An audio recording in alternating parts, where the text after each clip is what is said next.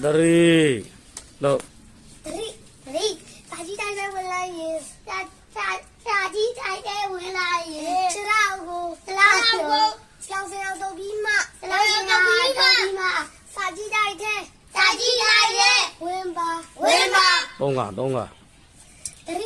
3စာကြီးတိုင်းထဲဝင်လိုက်ရင်ခြေထောက်ကိုကြောင်စင်အောင်တုပ်ပြီးမှစာကြီးတိုင်းထဲဝင်ပါ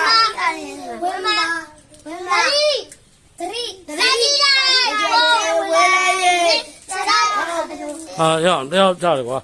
ဟောအမကန်ချနေကျန်တဲ့ကောင်မချနဲ့ကျန်တဲ့ကောင်လည်းလိုက်ဆိုလေဟုတ်ဟောလားဟုတ်တစ်ခေါက်ကြံနေလားပေးတာအဲ့မလုံးနိုင်ဘူးအမကန်အဲ့မလုံးဘယ်လိုအမကန်ချစာကြီးတိုင်းထဲဝင်လိုက်ရင်ခြေထောက်ကိုကြောင်စင်အောင်တုပ်ပြီးမှစာကြီးတိုင်းထဲဝင်ပါအေးရပြီ